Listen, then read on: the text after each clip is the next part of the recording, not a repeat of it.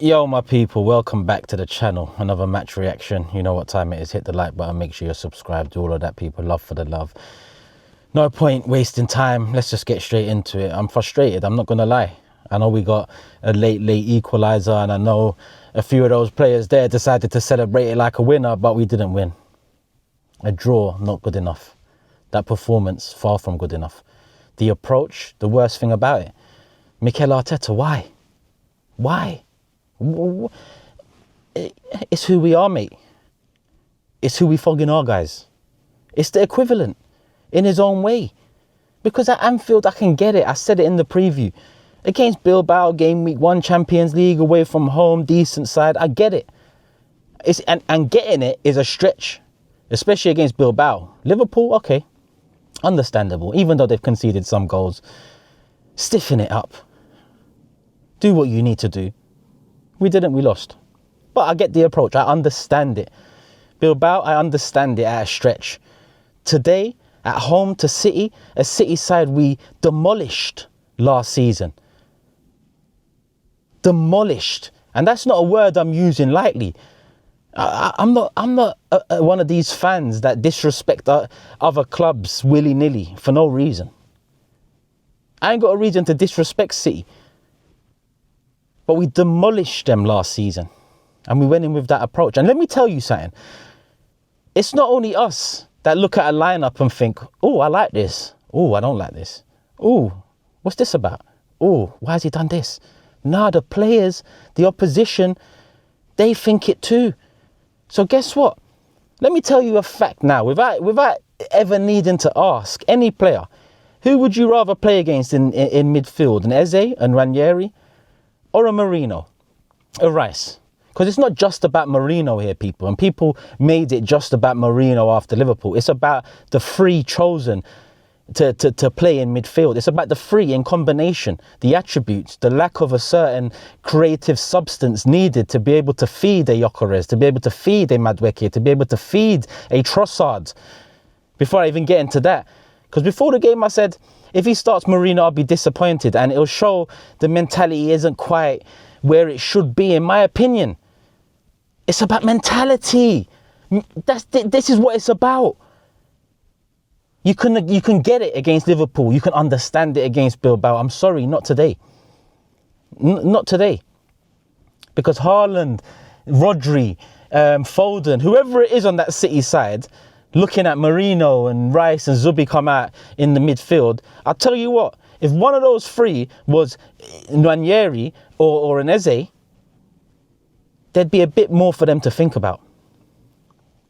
And that's what you want to do. You want to make the opposition think, not lay it flat out, story on the board with the lineup. Because that's what it is. When we went with that lineup against Liverpool, we knew what it was. When we saw the lineup today, we knew what it was. And not only did he do the whole Marino, Zubi, Rice midfield, which lacks what we all know it lacks. Come on. It's not an opinion. It's a fact.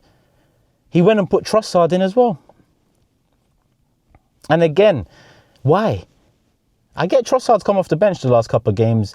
He got an assist against Forest, a nice cross into the box, Zubi goal, and he came on against Bilbao. And listen, I know Martinelli stole the headlines, but Trossard, his assist for that goal, I mentioned it in the match reaction for that.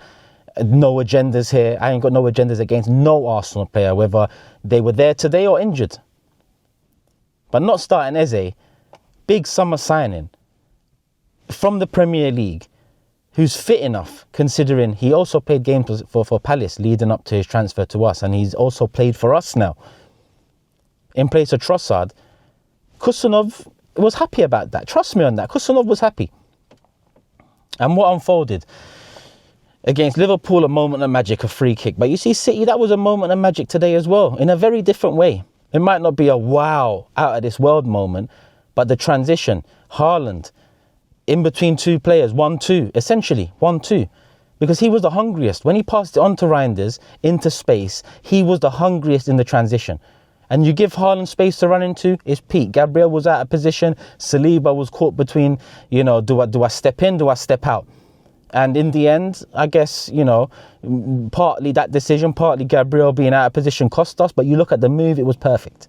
and you go 1-0 down early with that side set up to do what that side is set up to do, what do you do next? You scan the QR code and you download Proton VPN. Link in the description, link is pinned in the comment section. Do that first.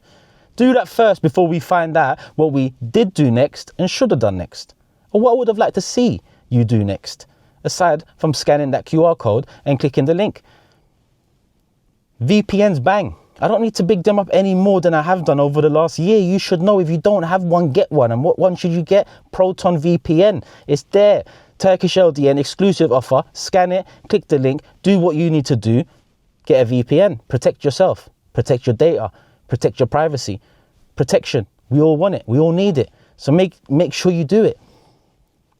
Over 15,000 servers available in over 115 countries. So best believe they're available where you are now. So show them some love, people. They're always sponsoring the match reactions. As always, whether we win, whether we lose, whether we draw, they're there. Today we drew. A draw maybe a few years ago we would have looked at and said, that's progress. City used to smoke us. It's not progress now. It's not progress now. What did we do next? Nothing. City had more of the ball in the next 10 minutes. They had more of the moments. There was no real chances on either side. But that speaks more for us at home. 1-0 down. The side that's meant to go on and win this Premier League. That's meant to go on and at least push Liverpool a little closer. We had nothing. And I'm not telling Mikel to make a substitution 18 minutes in, 25 minutes in. You don't need to Maresca the place up. But tactically, let me see you tweak something to start, unlocking, loosening, creating some sort of fear in the opposition. Because as time went, it gave Pep more chance to lock up shop.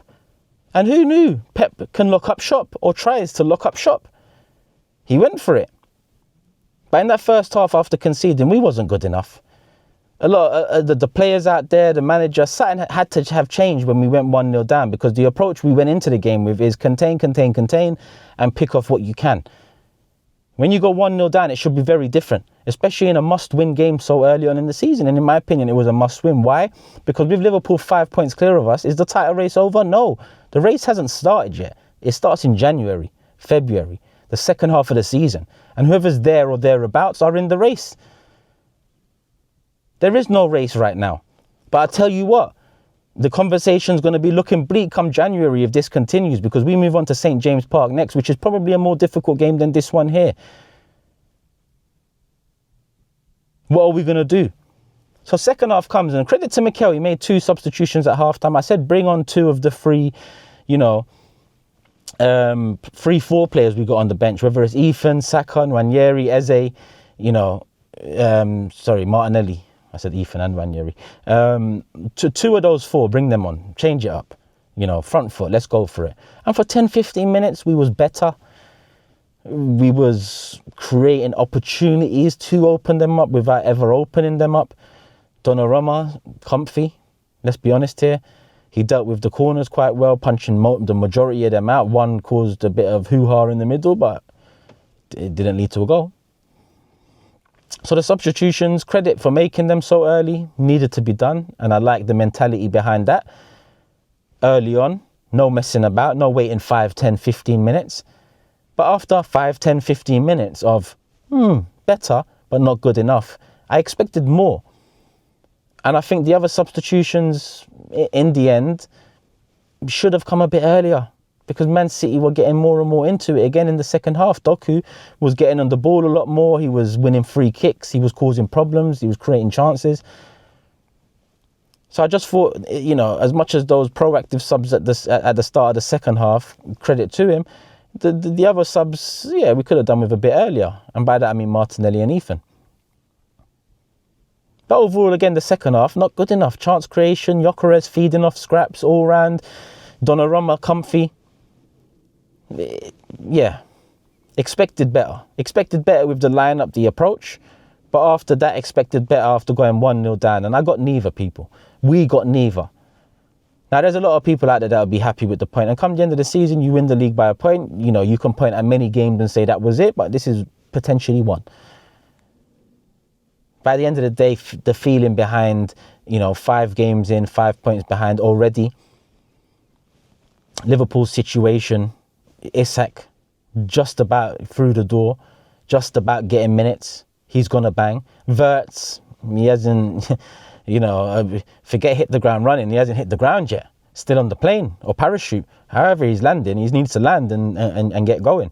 But if Isak does come in and do what Isak has been doing, 5 points ahead so early on with the killers, the finishers, because subs are not finishers. What is this nonsense? But I'll tell you who are finishers. Players that have won the Premier League title before. Salah, Van Dijk, Alisson. Give them a sniff. What will they do? They will do what they done last season. They will do what they did the season they won it when they were going up against City the years around it. They got a sniff that year, they ran away with it. They got a sniff last year, they ran away with it. Not in the same fashion as they did the COVID year. They've essentially won it by February, March.